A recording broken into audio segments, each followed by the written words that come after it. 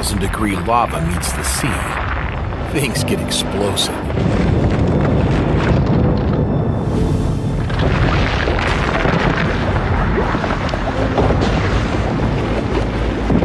The heat from the lava raises the water temperature.